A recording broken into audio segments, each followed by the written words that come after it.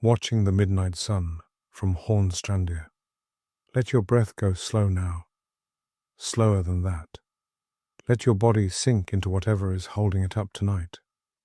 There is no traffic outside, no hum of a refrigerator, no distant siren. Tonight, you are camped alone in Hornstrandir, the emptiest corner of Iceland, where the last boat left weeks ago, and the next one won't come until the ferns start to yellow. There are no roads here. There is no one else for miles in any direction, only foxes and cliffs, and a light that refuses to leave the sky. Let's begin. You have been in the valley for 3 days now, though the word day has stopped meaning very much. The tent sits on a shelf of grass above a stream that never stops talking to itself. A thin silver thread that comes down off the ridge and disappears into moss, the color of old bottle glass. Below you, the valley opens out toward the sea, wide and green and folded, and beyond it, the fjord waits patient as something very old. It is midnight. You know this, only because you checked your watch out of habit, the old reflex from checking it before a train. Except there's nothing to catch here, nothing to be late for, and the number on your wrist means almost nothing against a sky that has decided to stay lit. The light at this hour isn't the pale grey of a normal midnight. It has turned the colour of warm honey, thick and low and slow, pooling along the tops of the hills, as if the whole valley had been dipped in something sweet.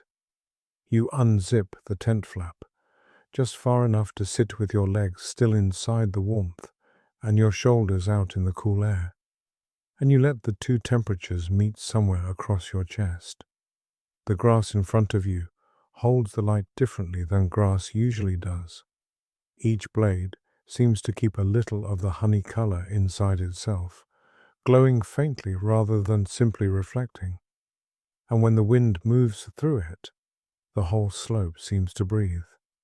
Somewhere down near the stream, a snipe is making its strange drumming sound, a sound like a small motor winding up and down. It would have startled you 3 nights ago. Now it's just part of the valley's voice, along with the water, along with your own breathing, which has slowed without your really trying to slow it. You reach for the flask beside your boots and pour something warm into the cup. Cocoa, gone slightly too sweet, the way it always does when you make it with too little water, but you don't mind.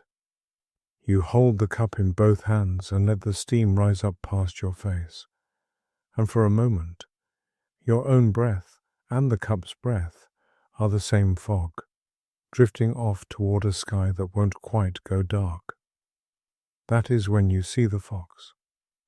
It comes out from behind a boulder near the stream, low and white and unhurried, moving along the valley floor, like it has walked this exact line 100 times before. Its coat has not quite finished turning for summer.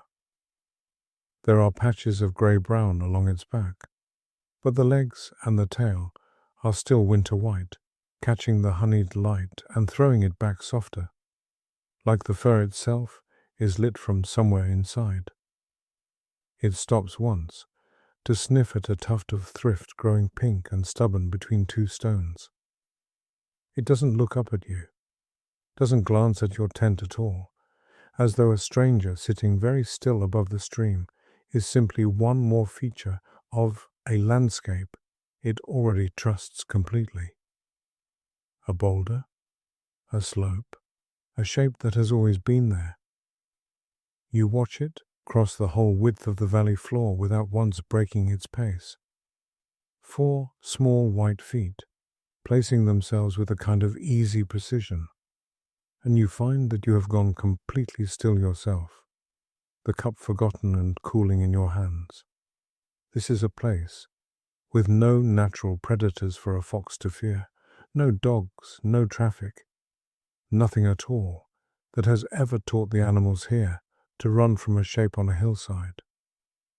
It simply exists, the same as the stream, the same as the light, moving through its evening errands with the unbothered confidence of something that has never needed to hurry. It disappears eventually into a fold of ground near the base of the far slope, and you let out a breath you hadn't noticed holding, and you smile at nothing in particular, at the valley, at the fox, at the sheer unlikeliness of having been ignored so completely and so kindly by something wild. Beyond the mouth of the valley, the fjord has gone flat. This isn't the calm of a sea with a low swell still moving underneath it. This is flat in a way that seems almost impossible, glassed over from shore to shore, holding the whole sky inside it, like a second, softer version of itself. The mountains on the far side, snow still lingering in their high folds even now in June, are doubled perfectly in the water, so that for a moment you can't quite tell which range is real and which is the reflection. It hardly matters.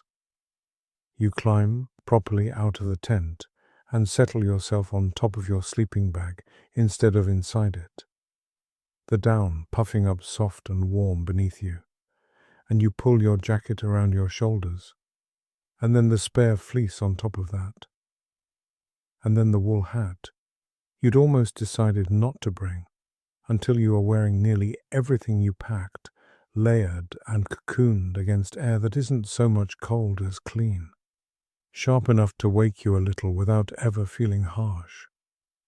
The sun has been sliding sideways along the horizon for the last hour, tracking low across the northern sky instead of dropping the way it would at home.